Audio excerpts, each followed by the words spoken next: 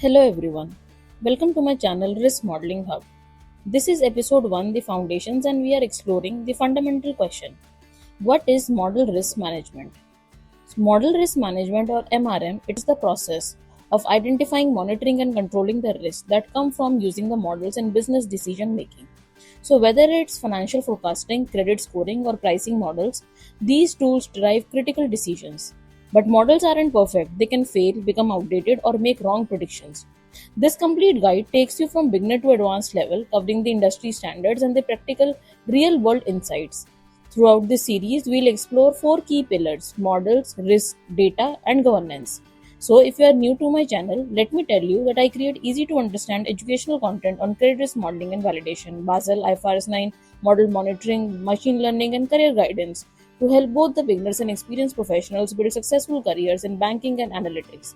So, please take a moment to subscribe to my channel and don't forget to press the bell icon so you never miss my future videos. Also, if you have any questions or suggestions, please feel free to leave them in the comments. I'll answer them. By the end of this video, you'll understand how organizations manage model risk effectively and why it matters more than ever. So let's get started. Let's address this critical question: why do banks desperately need model risk management? On the left, we see what happens when banks ignore model risk. And these are real stories of failure. JP Morgan London Whale incident resulted in 6.2 billion loss. A flawed synthetic credit portfolio model wasn't properly validated, leading to massive derivative losses that shocked the entire industry. Silicon Valley Bank faced a $115 billion of unrealized loss. Their interest rate risk models completely failed to anticipate the rapid rate hikes, leaving them vulnerable to the collapse. And the global financial crisis itself. It was triggered when mortgage rating models, credit risk models, and structured product models all failed simultaneously across major institutions, bringing down the entire banking system. But here's the good news. On the right, we see that what strong model risk management actually delivers. First, better and faster decision making. Banks can trust their models to make confident capital pricing and portfolio decisions. Second, the accurate risk quantification. Validated models measure risks within the known confidence bounds. Third, the regulatory compliance. Banks meet all the regulatory expectations and audit requirements. Fourth, the stakeholder confidence. Investors and depositors trust the institutions with disciplined governance. And finally, the protection of the shareholder value, avoiding the catastrophic losses. So, as regulators say, model risk cannot be eliminated. It can only be mitigated through sound governance, rigorous validation, and effective challenge. Now let's explore the regulatory imperative. Why regulators demand model risk management? The evolution of MRM regulatory frameworks, it shows how seriously the authorities take this issue. And over the past 15 years, we have seen five major regulatory milestones. First came the Basel III framework, which introduced the leverage ratio as a non-risk based safeguard and fundamentally changed the capital calculations. Then the Fed SR 11.7 and the OCC guidance from 2011 to 12 provided the first explicit definition of the model risk for US banks, establishing the foundational expectations for the governance and validation. The BCBS guidance on ECL, the expected credit loss, in 2015 established the Basel Committee principles on the governance, validation, and the effective challenge of all the models. The EBA guidelines from 2017, they went even further, setting the specific EU requirements for credit risk management and ECL accounting under IFRS 9. And most recently, the IFRS 9 standards that we talk about, it mandates that ECL, the expected credit loss models, address the unprecedented complexity with non-negotiable requirements. So why all this regulation? Here's the regulatory definition. Model risk, it is the potential for the adverse consequences from the decisions based on incorrect or misused model outputs and reports. And here's the capital impact. When model failure occur, banks face three escalating consequences. First, they must maintain adequate capital buffers. Second, they must adjust their ICAP and the buffer accordingly. Third, they face supervisory actions and the sanctions.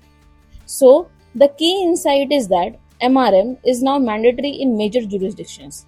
Banks must document, monitor, and effectively challenge all the models with rigor equal to the other material risk.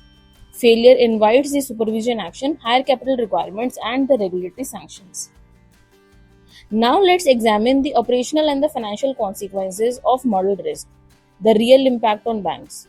Model risk creates a cascading chain of failures.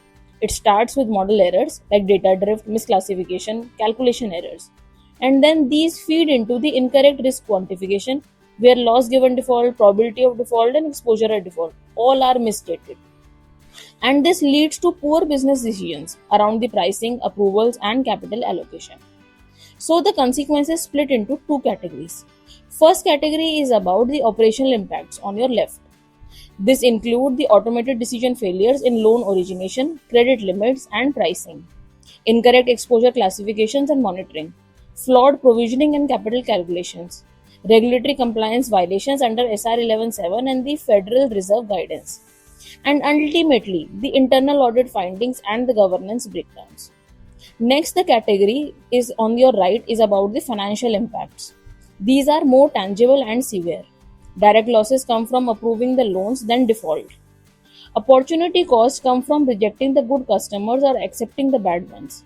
Banks face higher capital buffers and regulatory add-ons. Provisional adjustments create these balance sheet volatility. And reputational damage leads to funding costs and market access issues. Let's consider an example. A stale credit scoring model not updated for 12 months, it triggers a 3 to 5% drop in risk decisions. This creates a 15 to 20% increase in default rates. And following the same path, banks see a 20 to 30% of reduction in the business volume. So the bottom line is that model risk isn't just theoretical. It directly erodes the profitability, capital, and market position. So effective MRM isn't just a compliant checkbox, it's fundamental to the financial performance.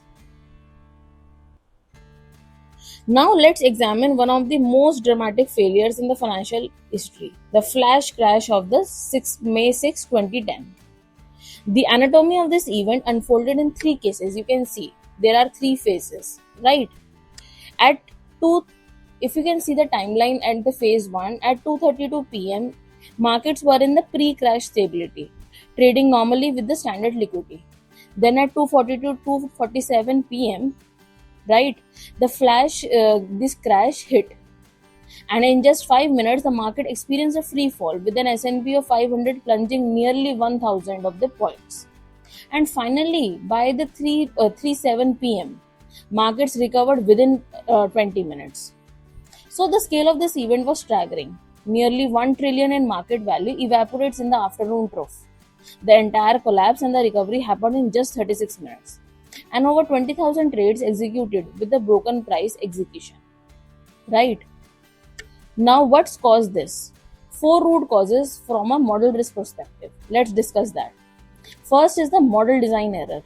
Algorithms were tuned for the normal conditions but completely failed under the stress, and this regime wasn't model. Second is about the estimation uncertainty. Normal market calibration ignored the fat tail shocks, leaving risk models blindsided. Third is about the model misuse. Automated execution with no human checkpoints or off switches meant the models ran unchallenged into the disaster. And fourth, the systematic amplification. The interconnected HFT models amplified the risk far beyond what individual models predicted. So the key learnings for MRM are models tuned for the normal conditions under the catastrophically failed under the stress.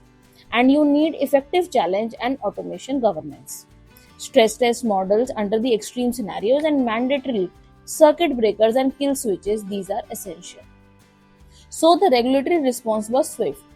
SEC and the CFTC, they introduced the market-wide circuit breakers, limit up or limit down bands, and the stricter model validation and monitoring for the algorithmic trading system. Now let's examine the most consequential, the model failure in our modern finance. The credit risk model failures during the 2008 global financial crisis. The contrast between what models predicted and what actually happened is shocking. What models predicted is about the historical prime mortgage defaults. They were stable at just 1 to 3%. Banks assumed house prices would continue appreciating indefinitely. Credit correlations stayed stable and predictable. The recovery rates tracked the historical patterns, and models were trained on the 10 to 20 years of the benign credit conditions. Now, what actually happened? The actual reality. The subprime default spiked to 15 to 25%, 5 to 8 times higher than the model, and the house price collapsed 30 to 50% in many regions. So, the root cause of these failures were fivefold. First is about the data deficiency. They were trained only on the boom periods, right? And they lacked the stress data. Next is the estimation uncertainty. Overconfidence in parameters, they ignored the tail risk uncertainty. Next is model design error. They assumed the default independence and failed completely under the systemic stress. Next is about the backward looking design. Inadequate forward view and miss the emerging risk. Last is about the model misuse. Applied mortgage models to the exotic products, far beyond their design and scope. So, the key fact is that the banks collectively held trillions of dollars in mortgage backed securities rated AAA based on the fundamentally flawed risk models. And the regulatory response is that the IFRS 9 and the ECL frameworks now mandate the forward looking assumptions, stress testing, and the scenario analysis to prevent this from happening again. Now, let's explore the another critical model failure, the valuation models in the exotic derivatives. The complexity slack for the derivative valuation is staggering. Banks layer the Black-Scholes type models, multi-state parameters, volatility, and the correlation rates, Monte Carlo simulations, and the nested numerical methods. And each layer adds the assumptions and the uncertainty. So, this complexity created the four major failure models. Let's discuss that. First is about the parameter uncertainty not captured. Volatility was estimated from the history, but regimes shifted dramatically post crisis, and correlation assumed constant, but correlation structures broke down in those stressed markets. Next is about the model design limitation. Like the Black-Scholes, it assumes the log normal returns. Reality showed fat tails, and models cannot price the scenario outside those assumptions. Next is the computational issues. The Monte Carlo approximation errors assumed in the nested pairs. The interconnected model dependencies create hidden fragility. Last failure mode is about the model governance weakness. Traders use the same models for both the valuations and risk taking.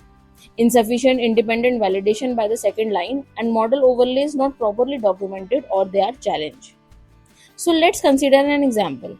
A structured credit exotic was priced at 100 millions using the valuation models. And when markets moved, the actual price was 30 millions, a 70 million loss. And this illustrates how inadequate model governance can lead to massive mark to market losses. So, model risk and valuation is often lightly precise when you need it most, during the market stress when models are least reliable. So, from the regulatory side, the EBA and the FRTB guidelines now mandate the independent model validation, heightened scrutiny of the complex valuation models, and robust governance for the pricing oversight. Now, let's examine a contemporary model risk challenge, the IFRS 9 expected credit loss models and their complexities. So, IFRS 9 created an interconnected network of models across 8 layers. The foundation includes the PD, EAD, LGD, and these feed into the macroeconomic scenarios with weights, and then comes the SICR staging logic. Forward-looking adjustments and management overlays, they add further complexity. And finally, the formula combines the ECL equal to PD times EAD times LGD multiplied by the scenario, staging, and the overlays. This we already have discussed in detail. You can refer to my channel and the current series that is currently going on. And this creates the four major model risk areas within the Basel Committee framework. So, risk area 1 is about the unbiased estimate versus the model uncertainty. IFRS 9 demands the unbiased point estimates, yet model adjustment still underestimates the tail risk. Regulators enforce the unbiased requirement, creating the tension with recognized uncertainty. Risk area 2, the predictive accuracy paradox. ECLs fundamentally rely on low signal to noise ratios and feedback mechanisms. Models struggle to distinguish the true signals from noise. Adjusting PD down after the data challenges the model credibility. Right. Next is about the SICR and the Simpson's paradox. The structural correlation between the staging and the PD creates statistical paradoxes. Defaults can fall in early stages while rising overall, a structural issue that cannot be eliminated. Next is about the networking complexity and the cascading errors. Eight interconnected model components, they create the error propagation. Upstream errors amplify the downstream. So here's the practical reality. A single ECL number hides multiple layers of the error.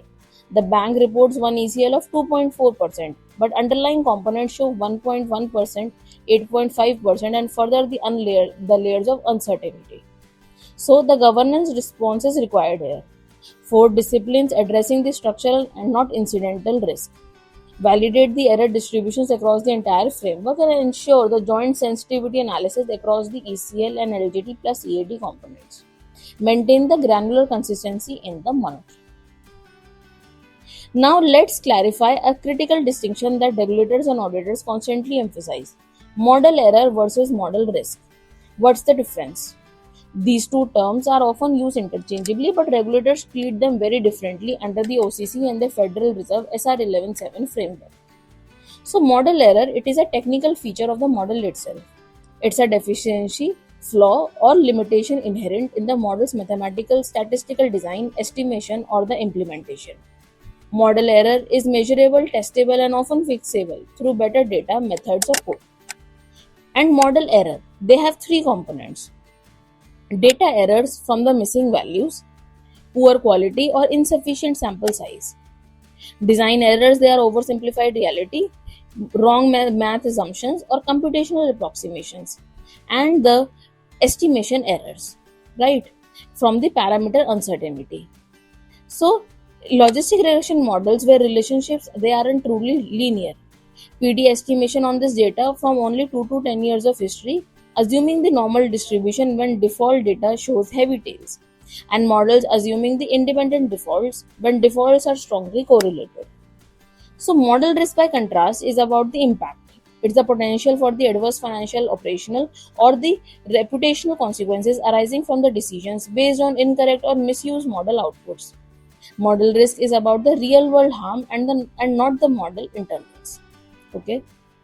So, model risk has three components: consequences of error, magnitude of impact, and the probability of occurrence. Last is the scope and timing. These four are important. So, outdated credit models in productions, they can cause 15 million of losses. Derivative valuation errors from the fair value adjustment and capital breach, and SICR misstaging, creating the ECL understatement. So all these three are interconnected. So model error is never equal to model risk. Excellent models with perfect governance still produce the model risk. Model error is necessary but not sufficient for managing the model risk. And MRM frameworks emphasize the governance and effective challenge, not just technical excellence. So the regulatory view under the SEC and FER SR 11.7 is reducing the model error is important, but not the primary goal. The focus is governance and effective challenge and not just a technical expertise. And that's the critical relationship that we need to focus all about. Now let's integrate these concepts. Managing the model error versus the model risk, different tools and integrated framework. Model error management focuses on technical excellence. It has 5 core components: improve data quality through better sources, validation and completeness. Better statistical methods uses the rigorous estimation with higher confidence intervals. Model refinement with more variables, better functional forms and revisited assumptions. Testing and validation through the backtesting, out of sample analysis and stress testing. And documentation specifying all the assumptions and limitations clearly. The expected result is that small error distribution, more accurate point estimates, and documented residual uncertainty. Model risk management, by contrast, focuses on governance and organization discipline. It includes a governance framework establishing the clear ownership, control, and compliance roles. Effective challenge ensuring the independent scrutiny of model decisions. Use restrictions limiting to their intended purpose only. Monitoring and limiting with early warning systems, thresholds, and KPIs. Contingency plans detailing the procedures when model breach limits or show stress. Governance overrides with expert judgment and management adjustments, and documentation and transparency ensuring all decisions are properly communicated. And here's how the two work together. Step 1 is error reduction. Minimize one source of model risk at the technical layer. Step 2 is about the risk governance, mitigating the consequences of whatever the error remains. And together, they create comprehensive model risk management, if you can see on the right blue box. The key principle from Basel and IFRS 9 is that the model risk cannot be eliminated, it can only be mitigated. Expert modeling and robust validation, they are necessary but not sufficient. An effective challenge, it is the fundamental principle. So your role as a credit risk professional is to understand the model risk and not just the accuracy. Focus on model risk consequences and not just accuracy. Right? Ensure models are used as intended with the appropriate guardrails. Escalate the errors to governance. Escalate governance issues to developers. And remember, a perfect model improperly governed creates model more risk than a good model with the robust oversight. Right? Now let's establish the comprehensive framework for understanding the model risk. The three sources of model risk: data, estimation, and misuse. Source 1 is about the data deficiencies. Models are only as good as their data. Major categories include the availability, insufficient history, missing 25 plus years of data, missing variables and gaps. Quality issues from noise estimates, survivorship bias, and measurement errors. Sample size problems when too few observations capture rare events. Biased samples skewed under stress or deployed under crisis. And proxy and process errors use the approximations without validating the margins of safety. Next is about the estimation and the design flaws. These are the structural model limitations. Estimator uncertainty comes from point estimates used, where ignored uncertainty compounds. Wrong functional form assumptions like normality when data shows heavy tails. Incorrect assumptions including the independence when the defaults correlate, and oversimplification treating the complex portfolios as one. Computational noise from the Monte Carlo and the numerical optimization can artifact. Unobservable parameters that cannot be directly measured, and no market consensus when the multiple valid approaches exist. And third is about the model misuse. This is a governance failure. Categories include out of scope use, applying models to the commercial products beyond their design. Purpose alignment using the risk models for pricing decisions. Geographic or temporal violations, applying the cross market or the stale data. Insufficient updates, and the governance failures, no approval or clear ownership. Right? Now, when it comes to data deficiencies, appraisal value at contract date instead of market value is very important example. Credit models, they train 2020 to 2022 missing recession data, employed used as income proxy or without the accuracy validation.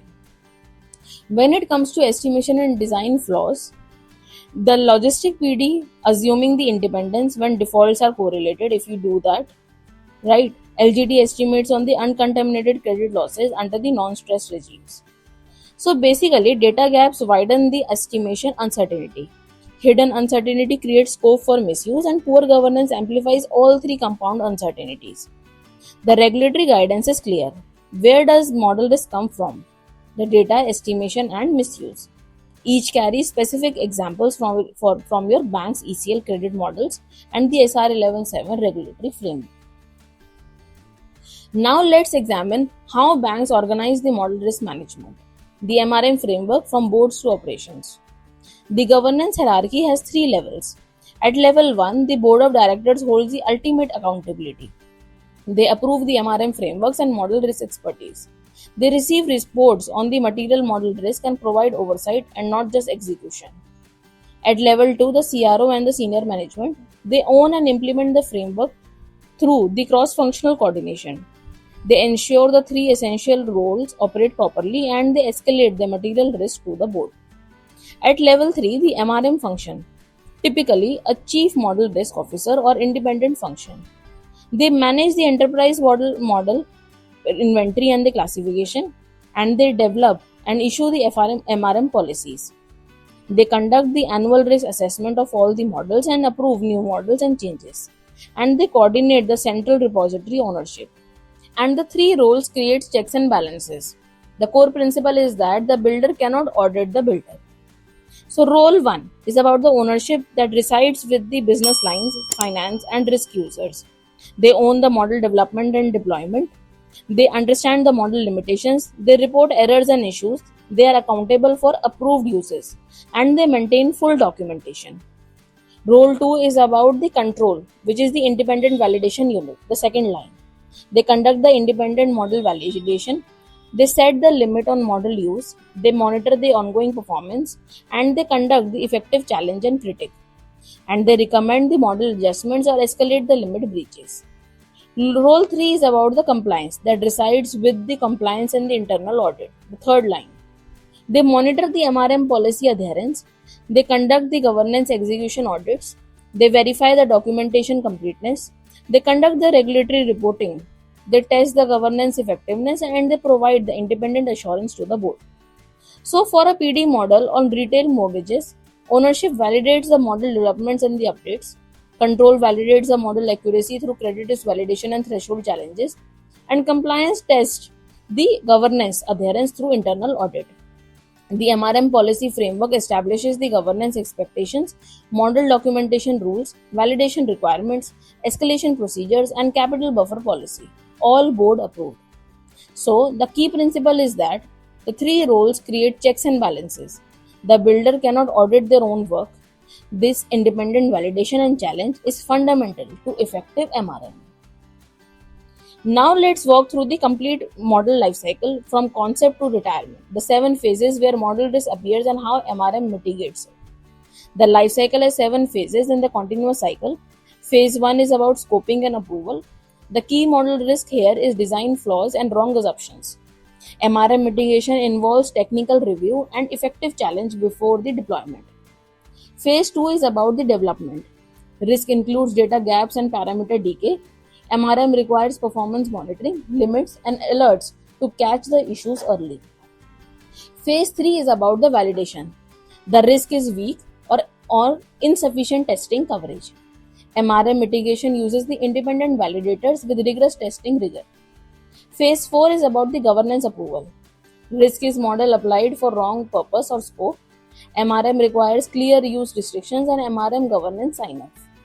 Phase 5 is about the implementation. Risk includes drift, parameter decay, and misuse. MRM enforces the performance monitoring, limits, and alerts. Phase 6 is about revalidation. Risk is emerging issues not detected timely.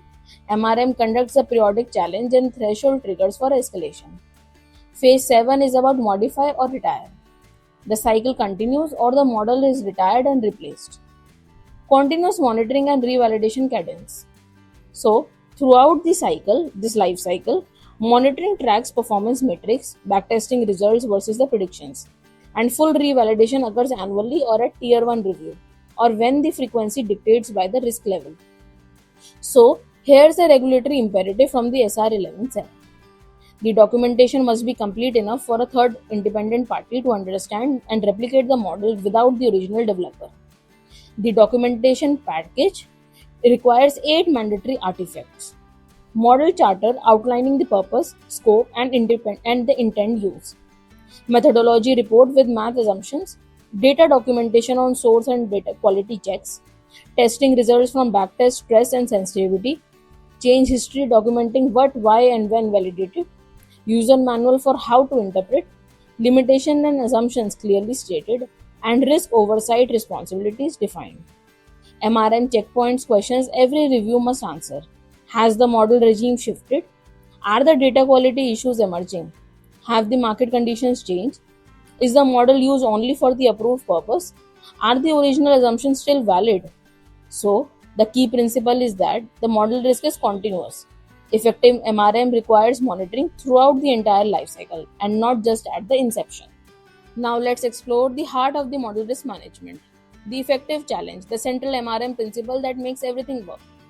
The regulatory definition from OCC and the Federal Reserve SR 11.7 is clear. Effective challenge is critical analysis by the objective, qualified parties experienced in the line of business, able to identify the limitations and assumptions and suggest the appropriate improvements.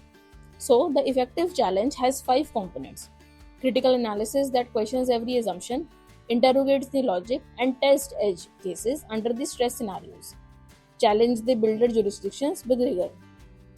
Objective parties who are incentivized to defend the flawed models and empowered to say no good enough, and they care about the conflicts of interest and maintain the first time perspective. Qualified and the experienced validators with deep technical expertise, knowledge of the business and product, familiarity with the industry best practice, separation of real problems from noise, and the understanding with assumptions that these are critical.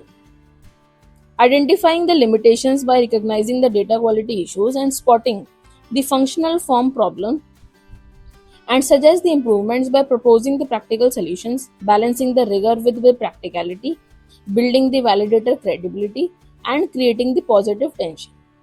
So now let's understand the effective challenge in practice, the 3 real model scenarios.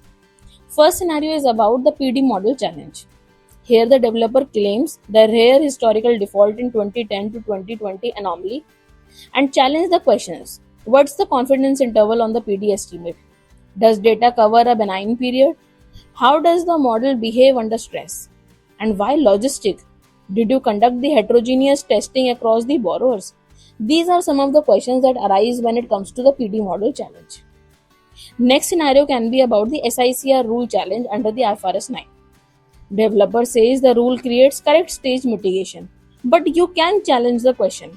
Why 30-day sensitivity analysis as an alternative threshold? Borrowers on the payment deferrals. So when do they migrate back? Have you tested the rule under the downturn scenario? And how does the SICR rule interact with the PT? Any Simpson paradox if you have seen? Third scenario can be about the valuation model logic. Valuation model challenge. Developer claims model is market stress tested. So you can challenge by asking behavior when volatility spikes in a market stress event. Type look back for the parameters and why not longer stability? Is model risk adequately managed and through the EAVA, the additional valuation adjustment? So, the development versus the effective table shows the build the model, test it critically, get the approval from the developers. The model works, model approves for use, and test the model critically, challenge and approve. The model limitations are understood and model risk never gets eliminated. So, the key insight is that the power of no. It's a feature and not a bug. Effective challenge can and should reject the models when issues exist. Perfect models that are poorly challenged created the risk. Bad models that are well challenged create better outcomes. That we need to remember. Now let's quickly explore a practical methodology quantifying the model risk. A practical framework that translates the theory into actions. But the question is, why do we need to quantify? Because regulators require sound MRM, but don't always mandate the quantification. Leading banks quantify anyway to objectify the impact, prioritize the mitigations, and give the board a dollar value view of model risk. And this framework has 3 phases. Phase 1 is about identify and classify the sources. So, start by documenting the data deficiencies like missing variables, shallow history, or sample size issues. Then estimation uncertainty from the parameters, functional form, or distributional assumptions. And model misuse risk from the monitoring drift, governance gaps, or scope violations. So, here the output is a model risk register per model with material tags. Phase 2 is about estimate the magnitude. Apply 6 quantification methods detailed below. Each converts the qualitative risk into measured $1 impact. And the 6 quantification methods are the sensitivity analysis, which vary key inputs and assumptions, measures the output impact, confidence intervals, report a range and not a point estimate, quantifies parameter uncertainty as the plus minus of the bounds. Then comes the stress testing, pushing the model into the extreme but plausible scenarios. Then measuring the tail impact through backtesting, which compares the prediction to the realized outcomes, measure the forecast errors and model the residuals. Then comes the challenger models, building an alternative with a different methodology. Divergence quantifies the model risk. Then comes the scenario analysis, which vary forward-looking scenarios and target weights by the probability and measure the forward-looking tail risk. Then comes the phase 3, the targeted action, the data risk, which improves the quality, expand the samples, and document the limits. Now let's apply this to a worked example about the consumer mortgage scoring model. So first, you need to identify the sources as the model uses an older vintage. Current applicants have different credit profiles. Estimation uses treasury current rates, and the misuse is that model remain unchanged for 18 months and the parameters have drifted. So step 2 is now about quantifying the magnitude. Sensitivity analysis, if you perform, it shows that the default range from 2.2 to 2.8%, right? And the confidence intervals, which when measured, the portfolio PD is 2.4% plus minus of 0.4% on the 95% of confidence interval. Then, then it was about the model drift.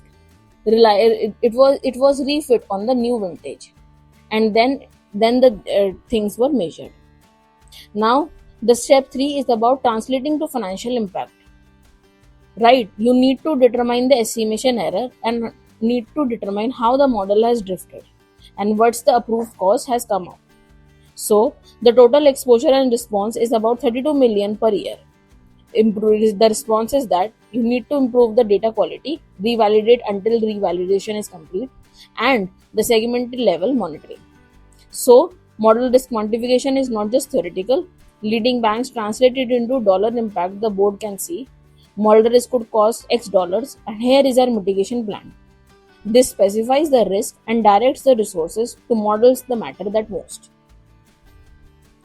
Now, let's examine the contemporary context. Model risk management, IFRS 9, Basel III, and the ECL complexity. So basically, we are in regime transition. Basel III introduced the incurred loss provisioning, where PD, LGD, and AD models they capture the credit loss recognized only after the evidence has emerged. But models existed, and the MRM was informal, fragmented, and reactive. Now in IFRS 9, like we have discussed in the past, with ECL loss hedging holding. This requires PD, LGD, AD within adjustment and ECL staging with regime scenarios and complex management overlays. A robust network of 50 to 100 interconnected models which derives the ECL. And this is exponentially more complex and model risk intensive. So IFRS 9 creates three unavoidable model risk challenges. First challenge is about the unbiased estimate versus the model uncertainty. IFRS 9 requires ECL to be unbiased central estimate. But statistical models produce distributions and not points. The gap is that the regulators insist on unbiased point estimates as buffer for the model uncertainty. But this disabled the model's ability to acknowledge the collateral bias, which is gone. Next challenge is about the feedback loops, chasing the noise. The pressure here is that model must be predictively accurate, so banks recalibrate quarterly. The trap here is that the defaults are autocorrelated PD, they can lag temporarily, creating a feedback. The third is about the SICR and the Simpson's paradox. The mechanic is that the SICR migrates the deteriorating exposures into stage 2. SICR is correlated with default, and the paradox here is that the default rate can fall in every stage individually while rising the overall. Off-gate shows the defaults migrate to later staging needs there. So how MRM integrates the Basel III capital pillars and the ECL model universe? Let's quickly see that. Pillar 1, which is about the minimum capital. PD, LGD, AD models within the Basel capital requirements.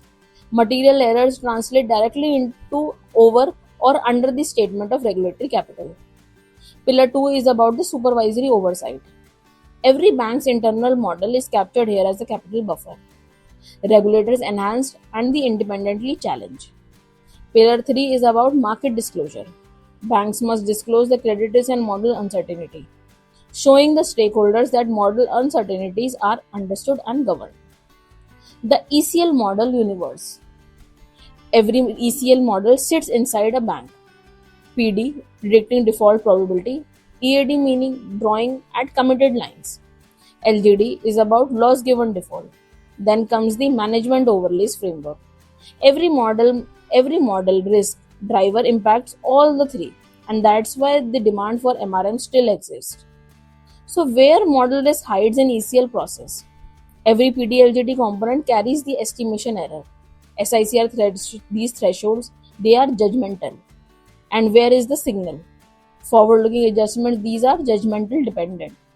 So IFRS 9 turned ECL model into a networking problem. Model risk management went from box to box to systemic. Banks now ask why MRM matters are strategically going. So now let's conclude with the key takeaways. What you now understand about model risk management. First takeaway is about model risk, which is real and material.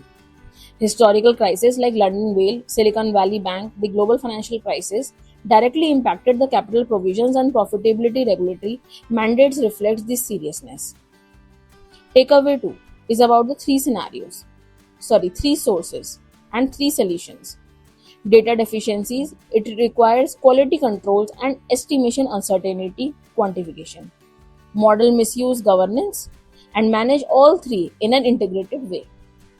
Third is about that we have discussed model error is never equal to model risk. So error is a technical flaw, risk is the consequences of using those flawed models. Lower error can still coexist with high risk if governance is weak, and lower error costs little if governance is weak. Fourth takeaway is about the effective challenge is key.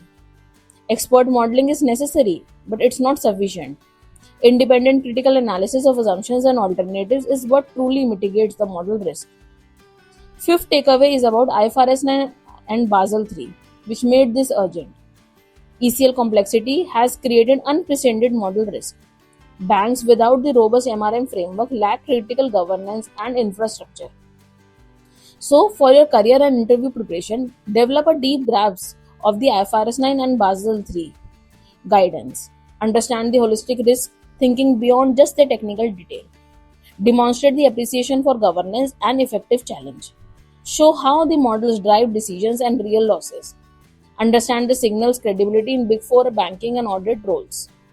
So, coming next is about why even good models can fail. The BCBS paradox, feedback loops, and model networks explained.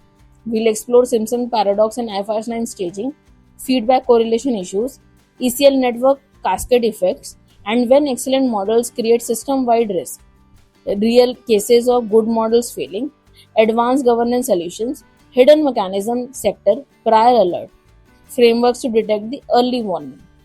So this is the knowledge that separates the junior from the senior risk professionals. So if you found today's video useful and if you feel that you have learned something new, please hit the like button and subscribe to my channel Risk Modeling Hub so you don't miss any future updates of the 100 Days of ECL Mastery series and in the MRM series as well. So if you have any questions or feedback, please let me know in the comments. I read every comment and would love to hear from you. Because model risk is your foundation. Whether you are interviewing at Big Four bank, auditing a financial institution, or building the model yourselves, mastering the MRM framework will significantly elevate your credibility and interview performance. So, thank you so much for watching, and I'll see you in the next video. Thank you so much.